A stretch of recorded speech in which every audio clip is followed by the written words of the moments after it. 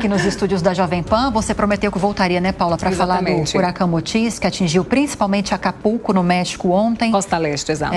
Quais são as informações? Como está a situação agora, por favor? Exato, a gente vai fazer essa atualização desse furacão Otis. Mais uma vez, bom dia a você, Colombo e Lívia, bom dia a você também. A gente conta essa historinha primeiro de como que tudo aconteceu, né? Esse furacão atingiu a costa leste ali do México, o estado de Guerreiro, na região de Acapulco, na madrugada de terça para quarta-feira, como um furacão de categoria 5.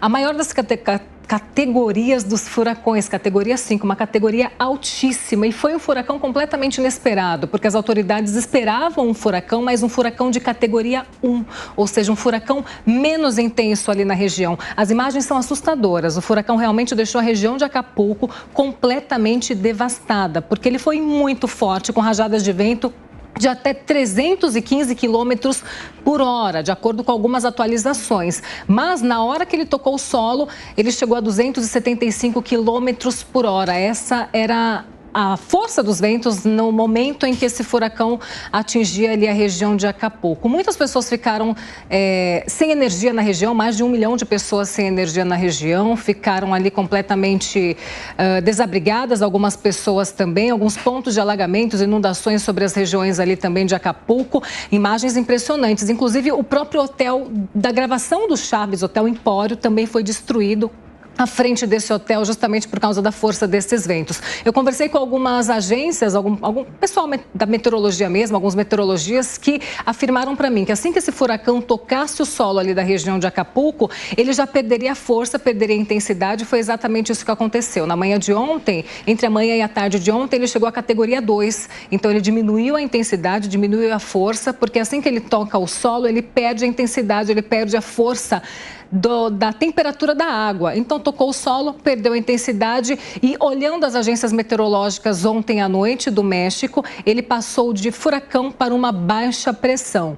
Mas ainda assim com possibilidade de ventos fortes e chuva forte ainda hoje. Isso porque o nível dos rios ali da região muito elevado também, tem possibilidade para mais transtornos, tem rio transbordando na região, deixando a população intransitável ali, sem poder sair de Acapulco, muita gente incomunicável, sem telefone mesmo, sem conseguir se comunicar com os familiares. Isso porque a situação por lá ainda está muito catastrófica, viu, Lívia e Colombo?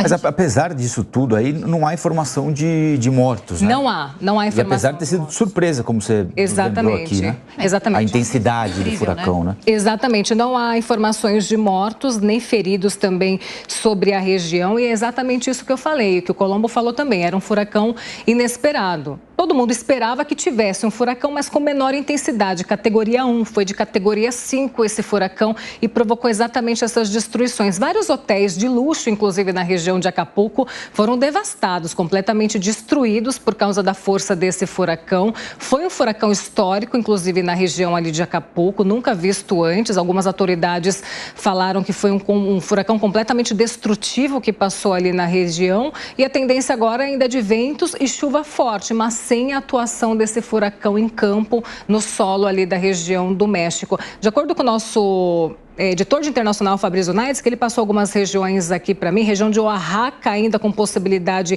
de chuva intensa agora nos próximos dias, muita atenção. Acapulco também com essa mesma possibilidade de chuva intensa, todo o estado de Guerreiro, aliás, com essa mesma previsão.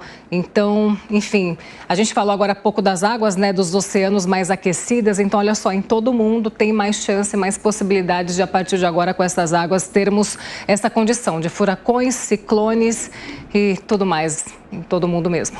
Agora é contornar os prejuízos, ainda bem, pelo menos, que nós não tivemos mortos e pessoas gravemente feridas, como você tem destacado aí pra gente. Exatamente. Paula, bom trabalho. Vocês gostavam de Chaves ou não? Eu adorava Chaves.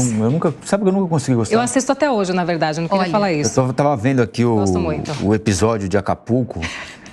1977 foi gravado nesse hotel, Hotel Empório, inclusive. São três episódios, 30 de maio de 77 e 13 de junho do mesmo ano.